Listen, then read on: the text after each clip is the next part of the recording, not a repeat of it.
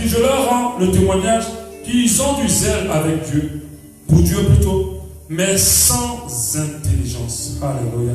Qu'ils ont du zèle, mais sans intelligence. Je ne vais pas expliquer ce verset maintenant, mais on va y revenir dans le corps du message.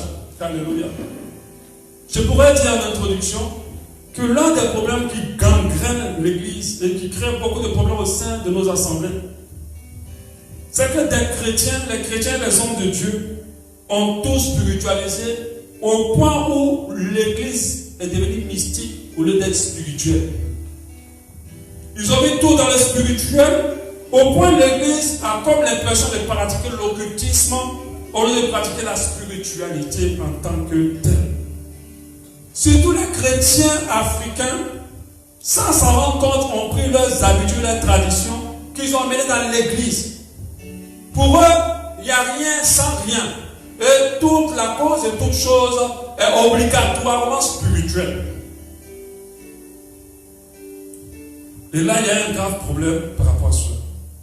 Quand un chrétien a un blocage, un problème, un malheur, un souci, un échec ou quelque chose de difficile, il va croire que forcément son problème est immédiatement lié à une situation spirituelle, à un parent qui le bouffe, à quelqu'un qui lui a lancé un sort, à quelqu'un qui l'a maudit, à une tante qui l'a jeté dans quelque chose. Et à chaque fois, en tant que pasteur, quand je reçois les gens, tous les problèmes, c'est toujours quelqu'un qui les a fait quelque chose dans le spirituel. Quand un chrétien veut obtenir quelque chose, il va croire qu'en jeûnant et en priant, la situation de sa vie va changer. Et qu'en faisant une offrande sacrificielle, alors les choses vont s'arranger et tout va se débloquer. Mais je pense que si c'était ça la solution de tous les problèmes, je crois que beaucoup n'auront pas de problème et d'autres seront des milliardaires aujourd'hui, d'autres seront même plus malades. Parce qu'il y a des gens qui jeûnent, qui font des offrandes sacrificielles tout le temps, mais ils ont encore leurs problèmes. Tout n'est pas que spirituel. Quand un chrétien, une chrétienne veut se marier, il va croire qu'il est important pour lui de citer des paroles, des prières, donner des sommes à des heures, à des moments précis, pour que quelque chose puisse se produire pour son mariage. Ils sont tellement dans la superstition qu'ils ont dépassé le spirituel, qu'ils sont rentrés dans le mysticisme et l'occultisme. Quand tu prends la Bible et tu lis un passage et tu tournes autour de ton lit pour fidéliser ton mariage, tu n'es pas en train de rentrer dans le spirituel, tu es en train de pratiquer la sorcellerie. Amen. Quand un chrétien veut avoir la grâce de Dieu, inscrire les faveurs de Dieu sur lui, il va penser qu'une puissante offrande sacrificielle va bouger ça. Il va penser qu'un puissant homme de Dieu doit prier pour lui pour que la bénédiction vienne sur lui. Si c'est les hommes qui bénissaient, ou les hommes de Dieu qui bénissaient, je pense que tous les grands mariages que d'autres ont fait voyager des hommes de Dieu depuis des pays pour venir bénir seront encore en forme. Alléluia. N'auront pas eu de soucis, n'auront pas eu de problème. Tout n'est pas que spirituel. Et ça, il faut le retenir. Pourtant, plusieurs choses n'ont pas seulement la solution dans la prière, ni dans l'intercession, ni dans la délivrance, ni dans l'offrande sacrificielle, ni dans le jeûne Esther ou le jeûne intense. Les gens appliquent toujours la même chose pour tout problème. Certains problèmes, certaines situations de nos vies, alléluia, ont la solution dans d'autres choses qui ne sont pas forcément spirituelles. Et notre but pendant ces 3 jours, c'est de voir ces choses-là. Alléluia. Les enfants de Dieu ont tout ressemblé. Si ta vie ne bouge pas, mon frère, ma soeur, ce n'est pas parce qu'on t'a mangé quelque part. Si c'était le cas, je pense que les Blancs n'auront pas eu autant de succès dans leur vie et n'ont pas eu la dimension dans laquelle ils sont. Les Africains ont cru à leurs ancêtres. Ils ont pratiqué tout ce que les ancêtres leur disaient, sans changer un iota. Mais regarde ce qui se passe. Ils ont été dominés par les autres. Parce que les autres ont compris que les mêmes causes produisent tous les mêmes effets. Et que si tu veux aller dans une autre dimension, tu dois changer d'attitude et de comportement. Alléluia. Si tout était que spirituel, je crois que la vie de plusieurs chrétiens ne Ne restez pas dans l'échec, dans la souffrance, dans la disette, dans la confusion, dans le manque, dans la pauvreté, dans le péché. Alléluia. Si tout n'était que spirituel, la vie de beaucoup ne resteront pas à ce niveau-là. Au contraire, elles auront pris un autre envol. Dieu m'a parlé de l'histoire de Joseph. Joseph avait un problème à régler. Mais le problème de Joseph, ce n'était pas d'aller le régler en faisant un jeûne et prière. Esther a réglé son problème avec Dieu par le jeûne. Mais quand vous lisez bien l'affaire, Esther n'a pas jeûné pour le problème. Esther a jeûné pour aller rencontrer le roi. Les gens apprennent beaucoup de choses dont ils ne connaissent même pas les vérités dans la Bible. Alléluia. Son jeûne, ce n'était pas pour régler le problème. Son jeûne, c'était que quand le roi la verra, qu'il ne la rejette pas. C'est pour ça qu'elle a jeûné. Sinon, le grand travail a été fait avec Mardochée. C'est lui qui a amené les choses, Dieu l'a utilisé pour que les choses soient réglées. Joseph, pendant l'histoire de la famille qui allait arriver, parce que Dieu avait montré un problème comment on appelle ça, à Pharaon. Et Dieu avait précisé que ce problème-là était scellé. Joseph n'a pas dit à Pharaon, il faut que le peuple jeûne, et qu'on ne mange pas, et qu'on prie, et qu'on intercède pour que ce problème s'écarte. Voilà la solution de tous les chrétiens habituellement. Ou bien il faut qu'on aille devant un grand prophète pour qu'il prie, pour que la chose se passe. Il a usé d'autres choses. Parce que ce qui était en train d'arriver comme problème n'était pas un problème spirituel, qui pouvait plutôt se régler dans le volet de la prière, le jeûne ou l'offrande quelque part. Ça devait se régler en ce moment-là avec la sagesse. Alléluia. En ce moment-là, il fallait qu'ils utilisent de la sagesse. Ils n'ont pas jeûné. Ils ne sont pas allés chercher un prophète international ou un puissant prophète pour venir calmer cette famille. Dieu l'avait déjà verrouillé. Il fallait que ce problème soit délogé autrement, non pas par le jeûne et la prière. Les chrétiens n'ont pas d'autre solution pour sortir de problème si ce n'est que de jeûner et de prier. Et beaucoup d'enfants de Dieu n'ont pas la vie qui évolue parce qu'ils n'ont pas compris que ce qui les maintient dans cette situation doit user de d'autres moyens d'en sortir et non pas de jeûne et de la prière. Des fois, quand nous prions, c'est pour que Dieu nous amène vers ces moyens-là, pour que nous les comprenions. Des fois, la réponse de Dieu à ta situation, ce n'est pas de régler ta situation, c'est de te montrer un endroit où tu dois aller, c'est de te montrer un acte que tu dois faire. Alléluia. C'est de te montrer quelque chose que tu dois faire. Tout n'est pas que spirituel. D'autres pensent que par magie, comme je n'ai pas de mari aujourd'hui, tu n'as pas de mari, cette fois on n'a pas de mari, demain on va prier pour et puis miraculeusement un mari va apparaître. Mais quelle est la vie que tu mènes? Sache que cette vie a plus de puissance dans ta bénédiction. Ce n'est pas comme il faut pour que Dieu permette que tu te maries, ça ne pourra pas être possible. Même avec la prière du plus grand homme de Dieu. C'est pour ça qu'on voit dans les églises, vous avez vu un homme de Dieu qui est rempli d'onction. Il y a des gens qui sont bénis, il y a d'autres qui ne sont pas bénis. Il y a des gens qui progressent, il y a d'autres qui sont au stade plus haut. Ils sont toujours au même niveau. Les années passent, l'esprit, tu n'avances pas. C'est parce que ces personnes n'ont pas compris que tout n'est pas que spirituel. Dans la vie, il y a des choses qu'il faut faire pour nous permettre de régler les solutions, pour nous permettre de rentrer dans les bénédictions, pour nous permettre de rentrer dans la grâce, pour nous permettre de surmonter certains péchés. Il y a des choses qu'il faut faire. Donc nous allons commencer. Aujourd'hui, on va parler de la première chose importante. Qu'il faut tenir compte de ça. Qu'il ne faut pas négliger dans notre marche chrétienne.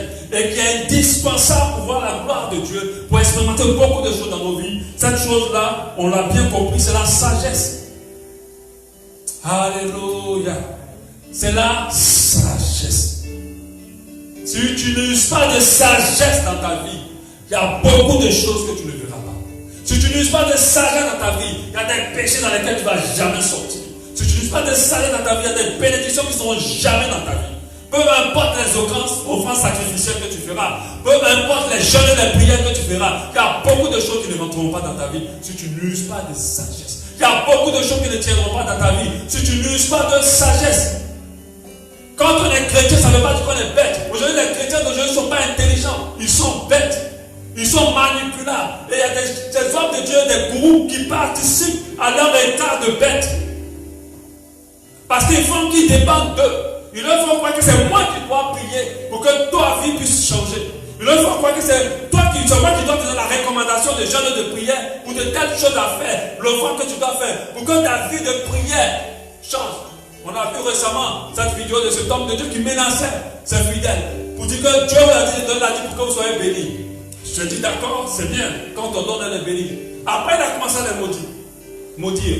Il a dit, oui, si vous ne le donnez pas, vous allez souffrir, vous allez ceci. Mais tu es en train de maudire les gens. Pourquoi? Parce qu'il a fait croire aux enfants de Dieu que sans eux, pas d'accès à la bénédiction. Je vais dire à quelqu'un, ces derniers temps, l'Esprit de Dieu est répandu sur toute chair. Personne n'est intermédiaire pour atteindre Dieu si ce n'est que Jésus seul. Seul Jésus a accès à la clé du trésor. Personne d'autre. Je ne dis pas de mépriser les hommes de Dieu, mais n'en faites pas Dieu, ni Jésus.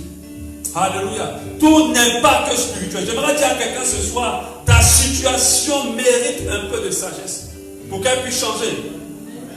Ton état mérite un peu de réflexion pour qu'elle puisse changer. Sinon tu resteras là et tu ne sortiras jamais de là. Alléluia. Même la prière qu'on va faire pour toi ne sortira. C'est pour ça que quand je reçois les hommes, je ne prie pas assez pour eux. Je prends des heures pour leur parler. Parce que la parole crée la sagesse dans le cœur. Et quand la sagesse rentre dans le cœur, alors la situation se règle. Alléluia. Mais les gens s'attendent à des prières bidons, à une lutte d'onction, à plusieurs choses pour délivrer la vie. Mais c'est de la tromperie. Si ça marchait, les chrétiens ne seront pas si malheureux. Les enfants, les gens ne seront pas dans les vies malheureux. Les couples chrétiens ne seront pas aussi désastreux. Alléluia. Et ceux qui ont compris ça, ils ont changé de niveau. Les enfants dans les écoles chrétiennes, les étudiants dans les écoles chrétiennes n'auront pas des échecs en échecs. Quand tu vas faire ton examen, c'est la prière de Dieu qui va te faire voir l'examen.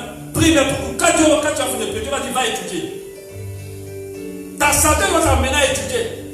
Ta sagesse va t'amener à suivre les cours correctement. Alléluia. Et non pas à prier pour que Dieu miraculeusement mette ton nom sur la liste. Dieu n'est pas un tricheur. Si tu ne connais pas, il ne peut pas te donner. Alléluia. Si tu n'as pas fait l'effort qu'il faut, il ne peut pas te donner. La parole de Dieu dit, Actes 6, 3. On voit cette parole où les apôtres ont dit non, on ne peut pas servir. Mais il faut qu'on sélectionne des chrétiens, des frères qui vont servir aux tables, qui vont partager les offrandes. Et regardez le critère qu'ils choisissent. Il dit, Actes 6, 3, c'est pourquoi, frères, choisissez parmi vous 7 hommes à qui l'on rend un bon témoignage. Ça, c'est bon. Mais dit qu'ils soient remplis du Saint-Esprit et de sagesse. Qu'ils soient remplis du Saint-Esprit et de sagesse et que nous chargerons pour cet emploi. Donc, c'est-à-dire qu'ils soient remplis du Saint-Esprit, ce n'est pas suffisant. Il faut qu'ils aient aussi la sagesse pour pouvoir prendre ce rôle. Même quand tu es pasteur, même dans le ministère, on a besoin de sagesse. Tout n'est pas que spirituel. Alléluia. Quand tu comprends ça, tu uses du cerveau que Dieu t'a donné. Parce que c'est une insulte à Dieu qui a pris le temps de te donner un cerveau, qui t'a fait différent des animaux, pour que tu ne l'uses plus, et que tu sois là seulement pour qu'on te dise quoi faire, et comment le faire, sans même y réfléchir quelque part. Tu sois là en train de faire les mêmes choses, parce que ces choses ne te permettent pas d'avancer quelque part, sans y réfléchir. Alléluia. La sagesse donne accès à énormément de choses dans nos vies, énormément de victoires, énormément d'exaucements, même de délivrances, de joie, de richesse, car elle est une source de richesse. Au détriment du spirituel, plusieurs chrétiens négligent la sagesse. Quand je vais vous donner la définition tout à l'heure de la sagesse, ils n'usent pas de leur intelligence dans la marche chrétienne, dans leurs affaires, dans leur mariage, dans leur vie. Ils pensent qu'à force de prière, de gens, d'offrandes sacrificielles, tout va se résoudre. C'est une erreur qui rend chacun sorte de Dieu manipulateur. Parce que tant que tu donnes tes offrandes sacrificielles, ça va. Je n'ai pas dit de ne pas donner les offrandes.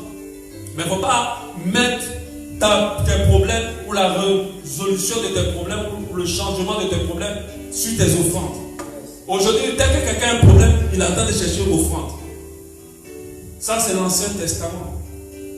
Aujourd'hui, l'Esprit de Dieu nous amène dans la sagesse. De fois, ton problème, c'est une réflexion, une information.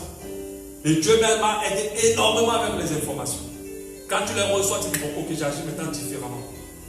Quand Jéthro est venu à côté d'Abraham, il n'a pas dit, on va prier. Il voyait comment Abraham souffrait le ministère.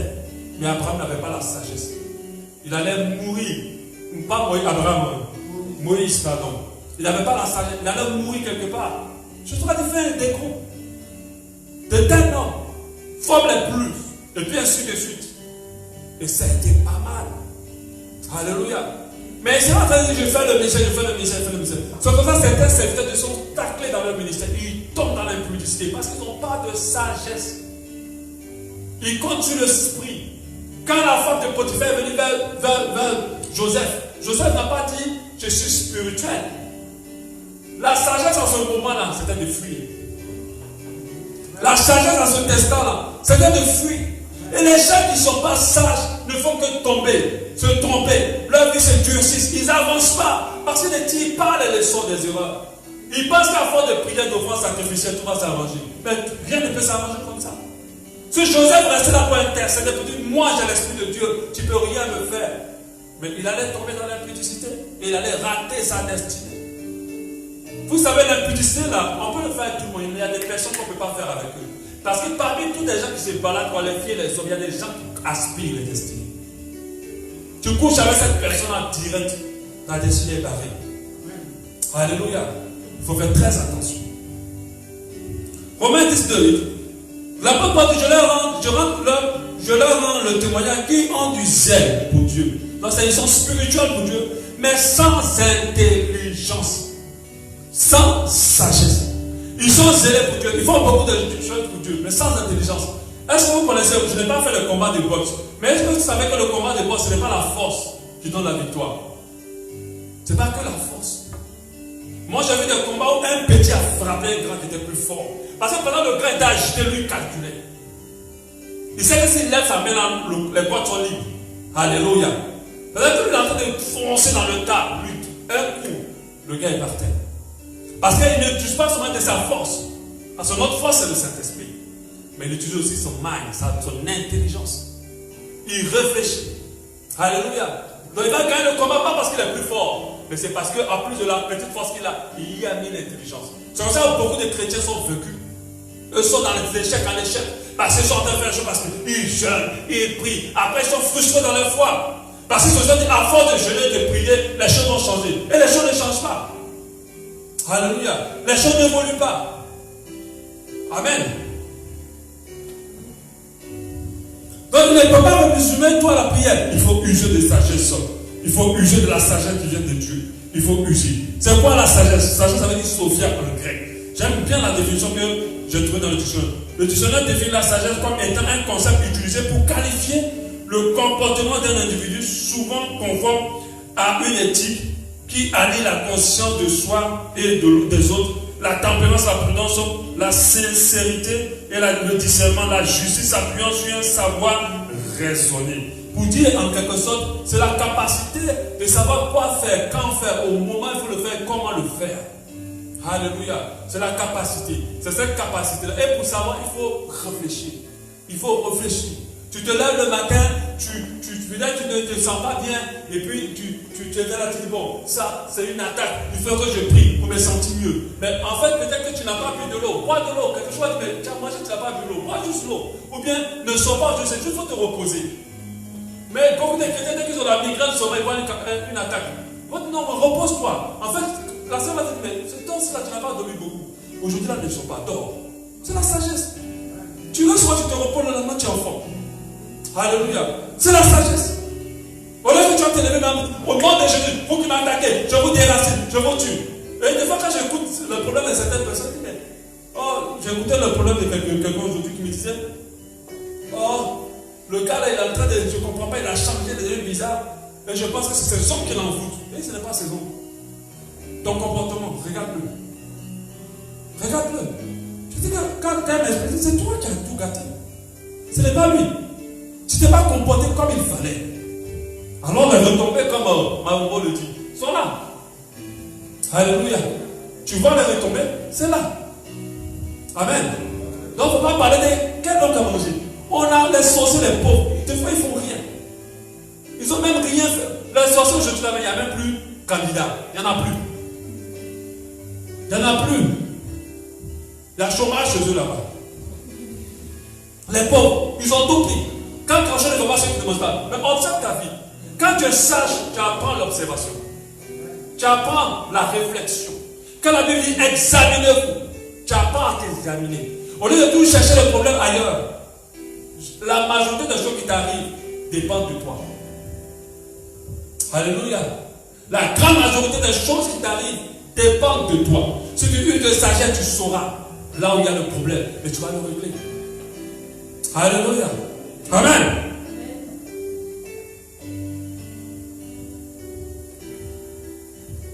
Donc, des fois, la clé de la réussite, de la délivrance ou de la bénédiction est liée dans un acte de sagesse. Deux fois, je n'ai pas dit tout le temps. Des fois, ce sont des actes spirituels, il faut prier. Mais deux fois, c'est là. Et si tu continues toujours à agir comme d'habitude, ta vie ne changera pas. Arrivé au moment que tu as fait 2 ans, 3 ans, puis la même chose se produit, rien ne bouge. Calme-toi, rentre en toi-même, examine-toi avec le Saint-Esprit. Le Saint-Esprit te dira là où les choses ne vont pas, et tu vas acquérir de la sagesse pour tout corriger. Alléluia. Tu peux jeûner, prier, faire des offrandes, même des grosses offrandes. Si tu n'as pas compris certaines choses, Dieu ne peut pas les débloquer, ce n'est pas possible. Dieu ne peut pas les restaurer. Par rapport au péché, la sagesse peut t'amener à éviter les sources du péché. Alléluia. Elle ne va pas compter sur la prière. Seigneur, délivre-moi de la masturbation. Dieu va dire, arrête de regarder la télé. Mais arrête de regarder cette chaîne. Arrête de parler avec cette fille. Toujours quand tu parles avec elle, il y a des choses qui dégagent qui t'embêtent. Arrête. Si c'est ça, tu vas toujours rester. Si tu n'as pas compris ça, jamais il te sortira de là. Tu vas retomber dans malgré tes jeûnes. Après même des temps de jeûne, mais tu vas encore retomber. Parce que tu n'as pas compris que la sagesse va t'amener à dire, je ne commence pas. Telle chose je supprime de mon téléphone, ou telle chose je ne fais pas. Pour me protéger moi-même, pour ne plus aller loin. Et pour me préserver dans la sanctification. Alléluia. La Bible dit en Proverbe 1,7, la crainte de l'Éternel est le commencement de la sagesse ou de la science. Alléluia. Et il dit, les insensés méprisent la sagesse et les instructions. C'est-à-dire ceux qui ne sont pas bénis. L'insensé, c'est quelqu'un qui n'est pas béni. Il méprise la sagesse et l'instruction. Il va accorder beaucoup plus d'importance au spirituel, mais ils ne vont pas accorder d'importance à la sagesse. On va bientôt finir. Jacques 1,5, la Bible dit, si quelqu'un d'entre vous manque de sagesse, qu'il la demande à Dieu, qu'il donne à tout simplement, sans reproche, elle lui sera donnée. Nous devons apprendre à réfléchir, à demander au Seigneur, afin que nous ouvrons notre intelligence, notre sagesse pour comprendre les choses, afin de sortir de la confusion. Alléluia. Moi, la sagesse m'a beaucoup aidé. L'un des dons que j'ai développé dans ma relation avec le Seigneur, c'est le don de sagesse. Je pense que c'est un don que l'Esprit de Dieu m'a donné. Alléluia. C'est un don que j'ai énormément de le don de sagesse. Des fois, pas besoin de prier pour quelqu'un. Juste des paroles de sagesse pour régler les problèmes de quelqu'un à vie. Juste une parole de sagesse peut sortir quelqu'un d'un problème dans lequel il a traîné depuis des années. Juste la parole de sagesse. Alléluia. Et le roi Salomon, Dieu lui a présenté les richesses de tout ça. Il lui a dit, donne-moi la sagesse. Mais il avait demandé la bonne chose. Parce que dans la sagesse, il y a la richesse. Dans la sagesse, il y a l'élévation. La sagesse va te dire, ne prends pas cette route-là où il y a la mort. Prends la route où il y a la vie. Alléluia. La sagesse peut te dire cela. Mais tu peux prier pour le Seigneur, garde-moi, garde-moi, garde-moi. Et tu vois que c'est bizarre la route, mais tu y vas quand même. Alléluia. Et c'est comme ça d'autres chrétiens tombent dans des fosses. Et ils n'arrivent pas à sortir. Donc Salomon a demandé la sagesse. Pour conclure, je vais lire le dernier, un verset. Et on va finir avec un verset très important. Proverbe 3, 13. Je t'encourage à lire ce verset et à le méditer. Heureux l'homme qui a trouvé la sagesse. La Bible dit heureux l'homme qui a trouvé la sagesse. Certains chrétiens ne sont pas heureux parce qu'ils n'ont pas trouvé la sagesse. Parce qu'ils ne manifestent pas la sagesse.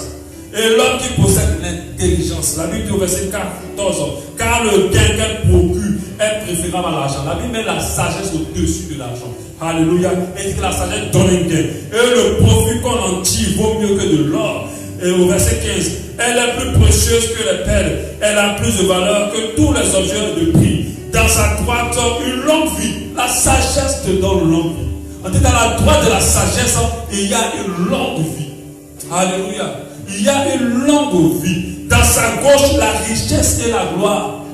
Dans la main gauche de la sagesse, il y a la richesse et la gloire.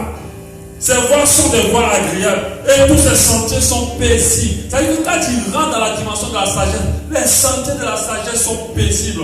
Alléluia.